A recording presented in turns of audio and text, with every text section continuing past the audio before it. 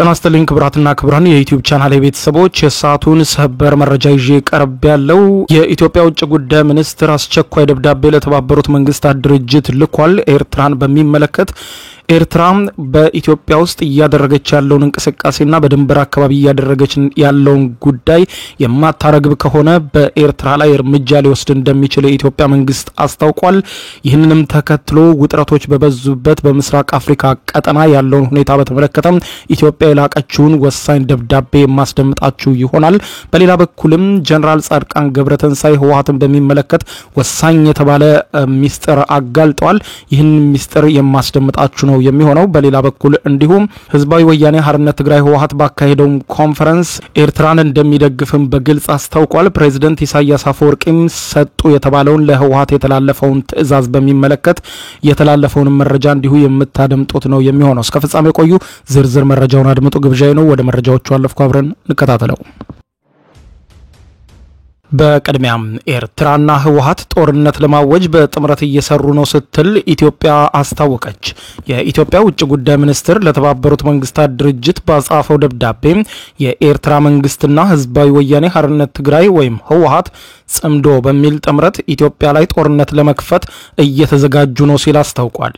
ሚኒስትሩ በጻፈው በዚህ ደብዳቤ ሁለቱ አካላት በቅርቡ የታጣቂዎችን የሰሜን ወሎ ዋና ከተማ የሆነችው ወልዲያን ለመቆጣጠር ባደረጉት ሙከራ ውስጥም ተሳትፈዋል ብለዋል። ለተባበሩት መንግስታት ድርጅት ዋና ጸሐፊ አንቶኒዮ ጉተሬዝ በኢትዮጵያ ውጭ ጉዳይ ሚኒስትር ዶክተር ጌዲዮን ጢሞቴዎስ የተጻፈው ይህ ደብዳቤ በኤርትራ መንግስትና በህወሓት አክራሪ አንጃ መካከል ያለው ጥምረት ባለፉት ጥቂት ወራት ግልጽ እየሆነ መጥቷል በማለት ያስታወቀ ሲሆን በተጨማሪም ሁለቱም ኃይሎች በገንዘብ በማደራጀት ታጣቂ ቡድኖችን የግጭት አድማሳቸውን እንዲያስፋፉ በመምራት ተሳትፎ አድርገዋል ሲልም ከሷል። በደብዳቤው መሰረት የኤርትራ መንግስትና ህዝባዊ ወያኔ ሓርነት ትግራይ ህወሓት በቅርቡ ታጣቂዎችን በሰሜን ወሎ ወልዲያ ከተማን ለመያዝ ባደረጉት ጥቃት ላይ ተሳታፊ ናቸው ሲል አስታውቋል። የኢትዮጵያ ውጭ ጉዳይ ሚኒስትር የህወሓት ወታደራዊ አዛዦችና ተዋጊዎች በቀጥታ በወልዲያ የማጥቃት ዘመቻ እንዲሁም በራያና ወልቃይት አካባቢ የነበሩ አለመረጋጋቶች ላይ በቀጥታ ተሳትፈዋል ሲል አትቷል።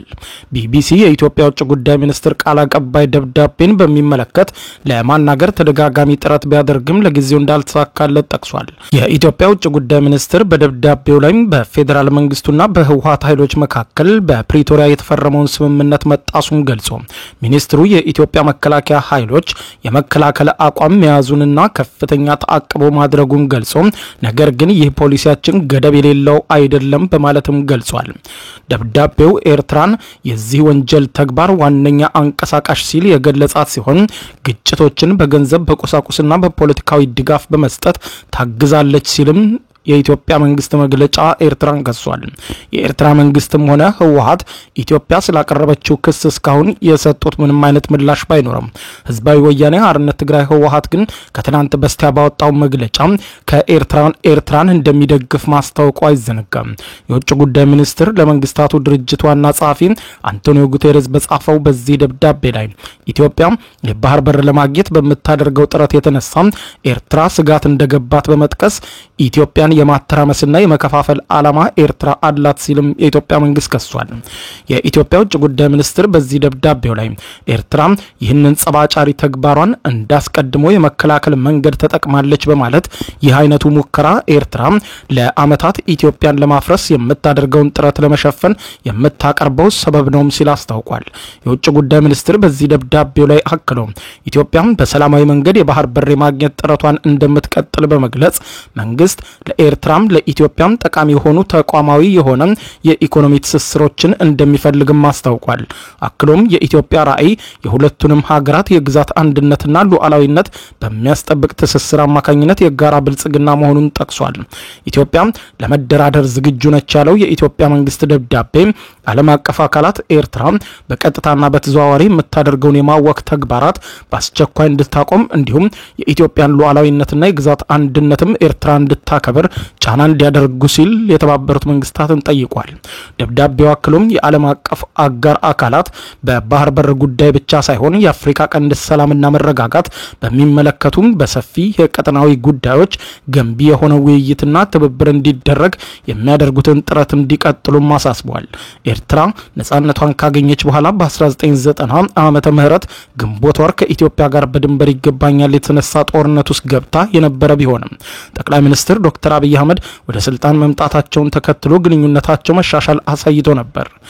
የኢትዮጵያ የባህር በር የህልውና ጉዳይ ነው ማለቷን ተከትሎ ከኤርትራ ባለስልጣናት ዘንድ አሉታዊ ምላሾች ሲሰጡ መቆየታቸውን ያስታወሰው ቢቢሲ ባለፈው ዓመት ሰኔ ወር ላይ ኢትዮጵያ ለአሜሪካ ውጭ ጉዳይ ሚኒስትር ኤርትራ ከህወሓት አንጃና ሌሎችም ታጣቂ አካላት ጋር በክረምቱ ወራት ጥቃት ለመሰንዘር እየተባበሩ ቅንጅት እየፈጠሩ ነው በሚል ክስ አቅርባ ነበር።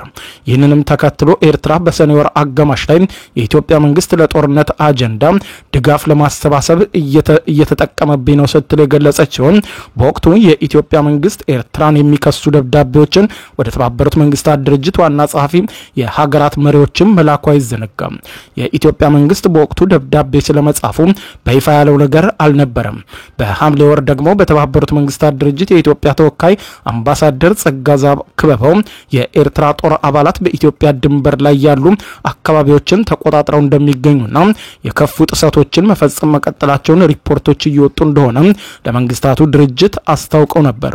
የኤርትራ መንግስት በኢትዮጵያ ድንበር አካባቢ ከፍተኛ የጦር እንቅስቃሴ ያደረገ መሆኑ ሲዘገብ በኢትዮጵያ ድንበር አካባቢ ከፍተኛ የጦር መሳሪያዎችን ማስጠጋት ጨምሮ እስረኞችን ሙሉ በሙሉ በመፍታት ለክተት ወደ ሳዋ እንዲጓዙ ማድረጉን ከኤርትራ በኩል ሲዘገብ መቆየቱ ስጋት ያጫረ ዜና ሆኖ ቀጥሎ ነበር። ህዝባዊ ወያኔ ሓርነት ትግራይ ህወሓት ከትናንት በስቲያ ባወጣው መግለጫ ኤርትራን እንደሚደግፍ ማስታወቁ አይዘነጋም። ህዝባዊ ወያኔ ሓርነት ትግራይ ህወሓት በመቀሌ ከተማ ባደረገው ኮንፈረንስ ላይ እንዳለው ከሆነ ለሳምንታት ያደረጋቸውን የብሔራዊ አንድነት ዘመቻ የተባሉ መድረኮች መዝጊያ በማለት 3000 አባላቱ የተሳተፉበት ጉባኤም አሰናድቶ ነበር። ህወሓት በዚህ ኮንፈረንስ ላይ ለኤርትራ መንግስት ባቀረበው ጥሪ በተለይ ደግሞ በአፍሪካ ቀንድ አንዣቦ ያለውን ጦርነት ለማስቀረት በጋራ የመስራት ጥሪ አቀርቧል። ህወሓት ከኤርትራ መንግስት ጋር አብሮ እንደሚሰራ በገለጸበት በመግለጫው በኮንፈረንሱ በንባብ ቀረበ በተባለው በዚህ መግለጫ ላይ በትግራይና በኤርትራ ህዝብ አንዣቦ ያለውንና የአፍሪካ ቀንድ ከመጥፎ ወደ ከፋ ችግር ሊያስገባ ይችላል የተባለው ጦርነት አደጋም በሩቁ ለማስቀረት የሚቻለን እንደምናደርግ ስናረጋግጥ በእናንተ በኩልም ጮክ ብላችሁ ድምጻችሁን በማሰማት ሚናችሁን እንድትወጡ እንዲሁም ለሰላም አብረን እንድንሰራ ጥሪ እናቀርባለን ሲል ህወሓት ጥሪ ማቅረቡ ተዘግቧል። የትግራይ ክልል ጊዜያዊ አስተዳደር ፕሬዝዳንት ሌተናንት ጀነራል ታደሰ ወረደ በማጠቃለያ ላይ ባሰሙት ንግግር ምቹ ሁኔታ ተፈጠረ ብለን ህወሓትን ለማጥፋት መሞከር አሳዛኝ ፖለቲካ ነው ሲሉ ተደምጠዋል። ህወሓትም ሊጠፋም ሆነ ሊድን የሚችለው በውስጡና በአባላቱ ብቻ ነው ያሉት ሌተናንት ጀነራል ታደሰ ወረደ ፓርቲውን ለማጥፋት ይደረጋል ያሉትን ሙከራም አውግዘዋል።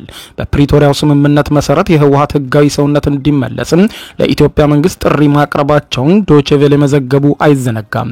ይህ በዚህ እንዳለ ከህወሓት መንደር በተሰማው ዜና የኤርትራው ፕሬዝዳንት ኢሳያስ አፈወርቂ ሌተናንት ጀነራል ታደሰ ወረደ ከስልጣን እንዲነሱ ማዘዛቸው ተሰምቷል። ፕሬዝዳንት ኢሳያስ አፈወርቂ ጀነራል ታደሰ ወረደ ከትግራይ ክልል ጊዜያዊ አስተዳደር ስልጣን እንዲወገዱ ትዕዛዝ መስጠታቸው የተዘገበ ሲሆን ኢሳያስ ትዕዛዙን የሰጡት ለህወሓት ኃይሎች እንደሆነም ተነግሯል። ይህንን ሚስጥር ያጋሩት ደግሞ ጀነራል ጻድቃን ገብረተንሳይ ሲሆኑ ጀነራል ጻድቃን ከዚህ በተጨማሪ ስለ ታጣቂ ኃይሎች እንቅስቃሴም ያልተጠበቀ መረጃ እንዳጋሩ ተሰምቷል። ጀነራል ታደሰ ወረደ የመወገድ አደጋ እንደተደቀነባቸው በአሁኑ ወቅትም በአዲስ አበባ የሚገኙት ሌተናንት ጀነራል ጻድቃን ገብረተንሳይ ገልጸዋል።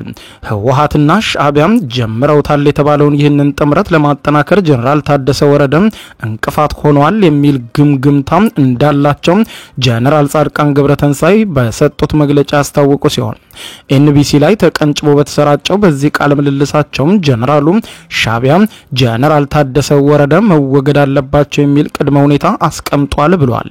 በዚሁ ቅድመ ሁኔታ መሰረትም ጀነራል ታደሰ ወረደን ማስወገድ ለህወሓት የተሰጠ የቤት ስራ ነው ሲሉ ጀነራሉ ሲናገሩም ተደምጠዋል።